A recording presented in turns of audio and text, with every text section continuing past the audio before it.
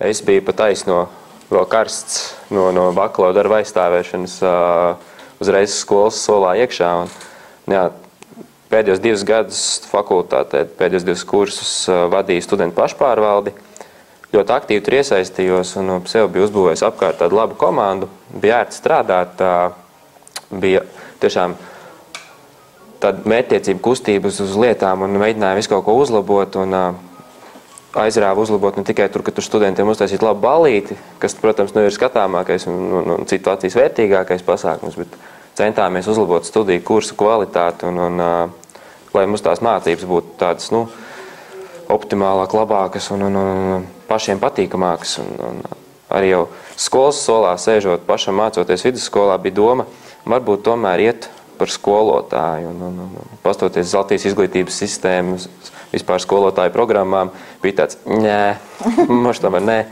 Un tad aizgājis geogrāfiem un tad bija viens no pirmiem gadiem, kad parādījās misija, kad sāka mēdījos par to runāt. Un es atceros to pirmo reizi, kad es izdzirdēju par misiju, bija Panorāmas sižetā bija Arnis Krauze intervēja, manuprāt.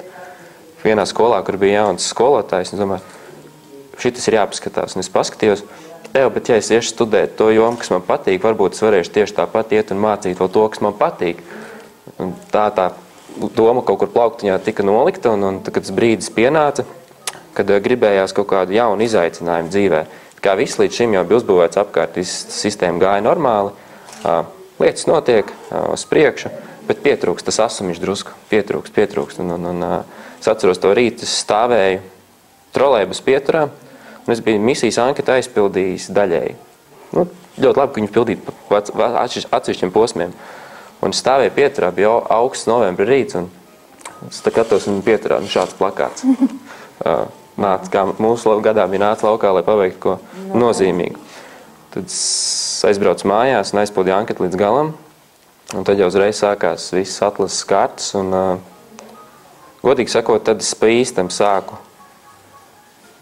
tiešām saprast, ko nozīmē iespējamā misija, ka tas nav stāsts tikai par mācīšanu, tas ir stāsts arī par mani kā cilvēku, par mani kā līderi, par mani kā vadītāju, kad man tika dota visās atlases kārtās iespēja atskatīties uz manu darbību, ko es esmu darījis pareizi, nepareizi, ko es no tā varu mācīties un ko es no tā varu izmantot skolā, un vai vispār man tas būtu jāizmanto skolā. Tas arī bija jautājums. Un tad, kad jau bija skaidrs, ka misijā tika uzņemts, un es par to nebiju aizstāvējis bakalaura darbu, un tad tas bija tāds liels stimuls nobeigt to lielo vārdā neminēmo darbu. Un tad sākās lielākais bliedziens pa galvu īstenībā bija pirmā vasara misijā.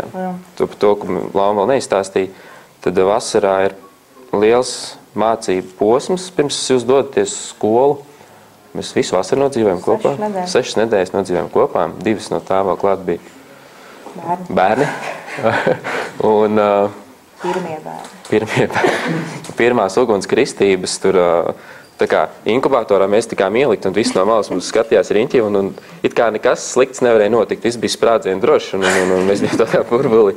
Un tas mums ļoti palīdzēja, jo mēs jutāmies droši, un jūtamies, manuprāt, katru dienu skolā ļoti droši par to, ka mums ir atbalsts, par to, ka viņi sako līdzi, kas ar mums notiek, viņi zina, ko mums konkrētajā brīdī varbūt kādam vajag palīdzēt, vai arī kolēģi vidū mēs zinām, kuram varbūt vajag pazvanīt, izstāstīt savu šaizi mazo, tad viņš aizlieks mazāk, un tad dzīve iet uz priekšu.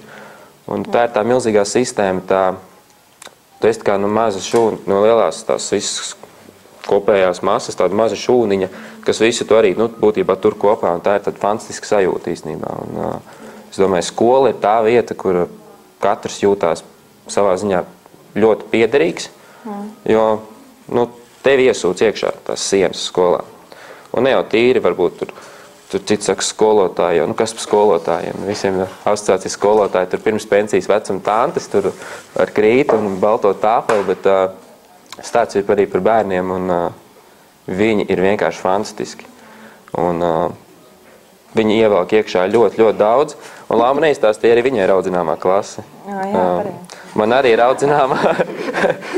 audzināmā klase. Man ir pagājuši, kad sāku strādāt Miedeva audzināšanā 10. klasi.